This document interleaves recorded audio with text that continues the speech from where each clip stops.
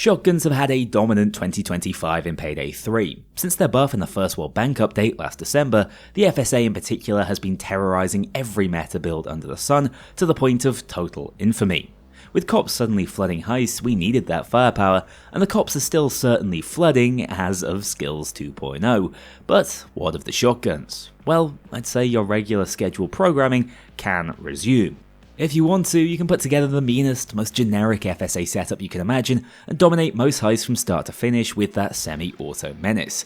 It does need some skill investment now and undoubtedly feels the lack of ammo funnel more than most, but is still a more than competent option with one-shot kills still attainable to the body within 3 meters and actually getting a little stronger over range. However, I've come to talk to you not about the FSA for once, but rather extol the virtues of the pump action shotty in this new developing Skills 2.0 world. Hear me out, I don't think you'll regret it. Once more, this is part of a 13 episode series deep diving into Payday 3's most recent update, exploring the many builds now on offer. The playlist can be found below if you want to learn more about dodge, stealth, pistols or DMRs, but today we're going to be looking at what shotguns bring to the table now they actually need to be reloaded again. The previous kings of Payday 3, the shotgun category, still pretty damn powerful, although maybe not top of the pile as they once were. This is the build I've put together for them, starting off as we so often do in the Juggernaut tree, acing out extra protection. This is a resistant plate build, so we get quite a lot out of that. Basic head guard, aced armored up and armored up 2. We don't get as much out of this as we would if we were running 4 plates. This is a 3 plate setup, looking to regenerate our throwables, but it's still enough bang for your buck to be worth it in my opinion. Beast of Burden is the best 2-point skill in the game by a mile, and I might go as far to say Bastion is the same thing, just for the tier 4s. Yes, this will be a lot worse once we have to ace it out to get the value, but for right now, up until January, you might as well just basic it out. Moving on to mechanic, this is where the majority of our other points are being spent. So we go calling shotgun, point blank, both of these aced out. Really useful utility skill to make your shotguns better over range, especially for a pure shotgun build. Point blank is what's going to give you those really consistent one-shot kills. This skill is changing a little bit in January as well, but it'll still be very powerful. Shock Factor, this is a shot grenade build. We have that nice synergy since they're both in the same tree. Makes it easier to move your way up through them without buying skills that would otherwise be dump skills. Speed Loader, there's going to be a lot of reloading going on. Whilst we're reloading, because we are going to pick up Berserker, we're going to have more resistances. There's a bit of a counter synergy here, but I still think it's well worth having Speed Loader, because with us using a pump action, we are going to be reloading an awful lot of the time.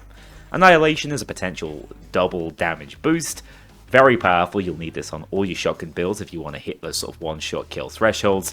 And then I do believe we'll ace out Berserker. Conceptually, this is to give us the 50% damage reduction whilst running around at all times. Now, we're using the Rheinfeld. As I said with Speedloader, we will be reloading constantly. We will get use out of that damage reduction.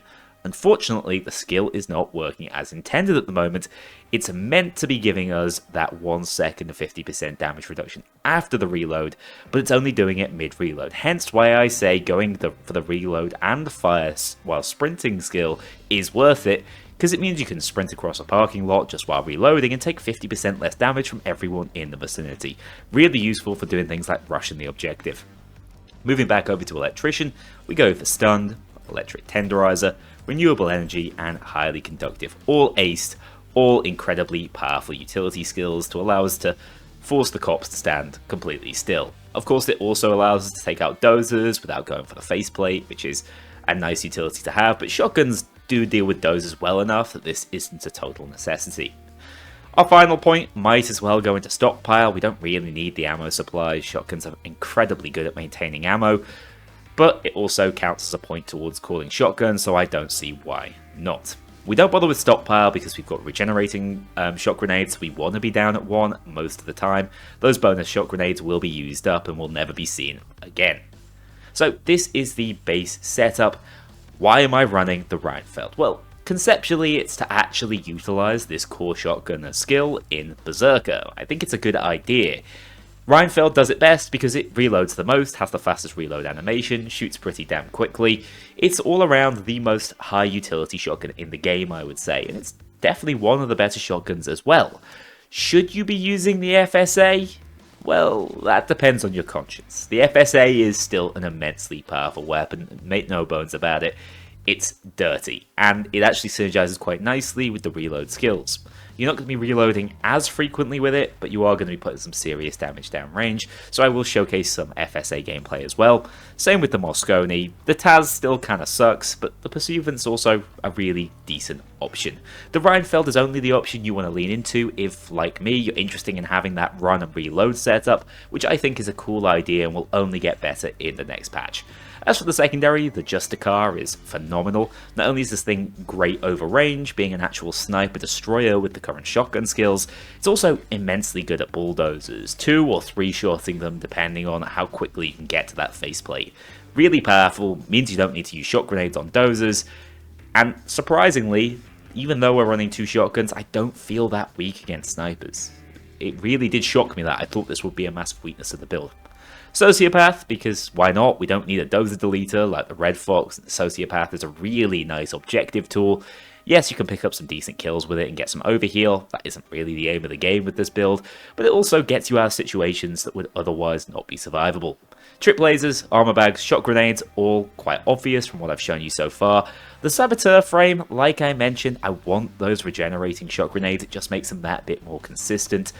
Yes, we could run something like 4-plate, I don't think I'd ever bother running 2-plate anymore, and we don't have enough defense and resistance skills to run 1-plate, so it's got to be the 3 or the 4, and in this case I think it's worth it with the 3 resistant plates. This is my setup for shotguns at the moment, weapon, primary being interchangeable I suppose, but let's jump into the gameplay and I'll show you what it does so well. Sadly, this is another 3-plate setup that leans on Juggernaut skills to stay alive. My one real issue when build crafting for this series was I'd so frequently find myself defaulting to these armor skills as a safety blanket. It's just so hard to pass up on Beast of Burden and Bastion at the moment, so whilst you're amongst them, you might as well pick up those tasty armor skills to not make it a wasted journey. On the plus side, 3-plate setups are doing insanely well at the moment with how powerful throwables are, and this is just a decent excuse for more shot grenade light shows. There's just something about highly conductive that spikes those dopamine receptors, especially with the bonus crunch of a shotgun.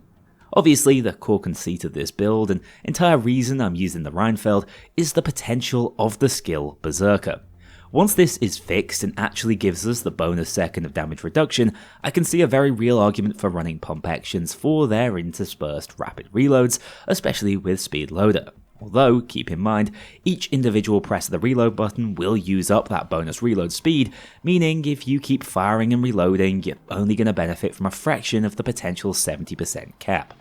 With setup though, we can run across most open sections of heist, running and reloading whilst taking half the damage we normally would from cops in range. Of course, this won't work against snipers, but for most effective combat ranges for shotguns, it does the job and gives the build an air of tankiness it'd lack otherwise.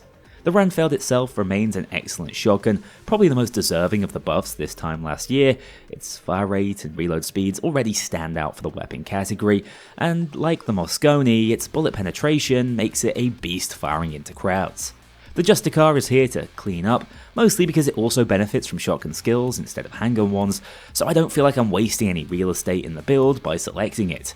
It's much the same weapon it was before, demolishing dozer faceplates and fulfilling that dozer destroyer role in the secondary slot, whilst also pretty much guaranteeing 5 kills per reload when needed in a pinch.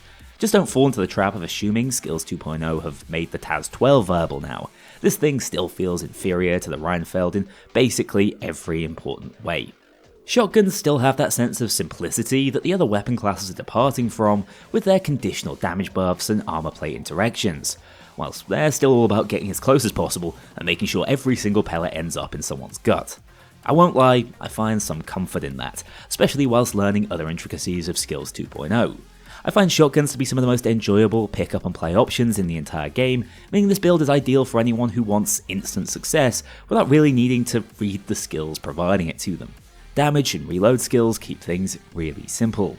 The only shortfall you could argue this setup has is in its lack of a dedicated sniper killing weapon.